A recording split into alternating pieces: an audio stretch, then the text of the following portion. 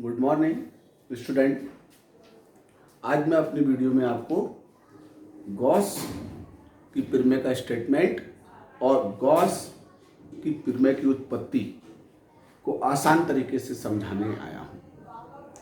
पहले तो हमें ये पता होना चाहिए कि गॉस की प्रमेय है क्या। गॉस की प्रमेय का संबंध भौतिकी के किस टॉपिक से है। तो बहुत आसान सी बात है। अगर आपसे एग्जामिनर साहब पूछें कि गॉस की प्रमेय किससे संबंधित है तो आप क्या जवाब देंगे? वैद्युत फ्लक्स से। वैद्युत फ्लक्स से। और वैद्युत फ्लक्स में पिछली वीडियो में आपको परिभाषित कर चुका था। अब गॉस की प्रमेय का स्टेटमेंट क्या है? गॉस की प्रमेय का स्टेटमेंट क्या है? तो गॉस ने अपने प्रमेय के स्टेटमेंट में कहा, किसी पृष्ठ पर फैली आवेश की कुल मात्रा, किसी पृष्ठ पर फैली आवेश की कुल मात्रा तथा वायु या निर्वात की वैद्युतशीलता का व्युत्क्रम का गुणन उस पृष्ठ से संबंधित वैद्युत फ्लक्स के बराबर होता है।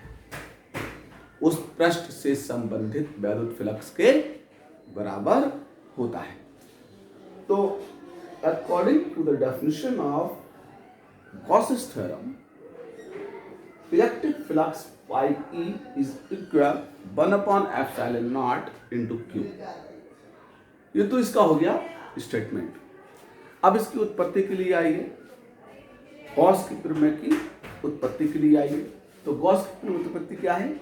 आपने एक आवेश को रखा, उसके चारों ओर के वैद्युत क्षेत्र को एक गोल सराउंड गोले के रूप में कल्पना की और उससे r दूरी पर वैद्युत क्षेत्र की तीव्रता का सूत्र लिखा। किसी भी स्थिर बिंदु आवेश से r दूरी पर वैद्युत क्षेत्र की तीव्रता का सूत्र E बराबर 1/4 पाई एप्सिलॉन 0 Q अपॉन में r स्क्वायर होता है। इसके बाद पिछली वीडियो में वैद्युत फ्लक्स की परिभाषा आपने जानी थी। पृष्ठ के तल के लंबवत वैद्युत फ्लक्स phi E बराबर EA होता है। इसे इक्वेशन नंबर 2, इसे इक्वेशन नंबर 1 मानिए और इसके बाद आप क्या करेंगे? इक्वेशन 1 से E की वैल्यू उठा करके इक्वेशन 2 में रख दीजिए। जब इक्वेशन 2 में वैल्यू रखेंगे तो फिर आप क्या देखेंगे कि 1/4 pi epsilon 0 into Q upon में r स्क्वायर है और गोले का क्षेत्रफल 4 पाई r स्क्वायर लगा देंगे।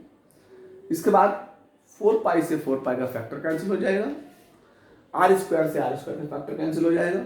बचेगा क्या? 1/epsilon0 इंटू Q बचेगा। तो इसका मतलब क्या है? ये वायु और निर्वात की वैद्युतशीलता का व्युत्क्रम है और ये पृष्ठ पर फैले हुए आवेश की कुल मात्रा है। तो गॉस ने अपने स्टेटमेंट में जो कहा था वो क्या हो गया? यहाँ पे उत्पत्ति में सिद्ध हो गया। तो यही जो है वो गॉस की प्रमेय कहलाएगी। तो गॉस की प्रमेय क्या हुई? किसी पृष्ठ पर फैली हुई आवेश की कुल मात्रा और वायु या निर्वात की वैद्युतशीलता का व्युत्क्रम का गुणन उस पृष्ठ से संबंधित वैद्युत फ्लक्स कहलाता है। वीडियो पसंद आई हो लाइक कीजिए, सब्सक्राइब कीजिए। अगली वीडियो में मैं आपके लिए गॉस की प्रमेय के अनुप्रयोग लेकर के आऊंगा।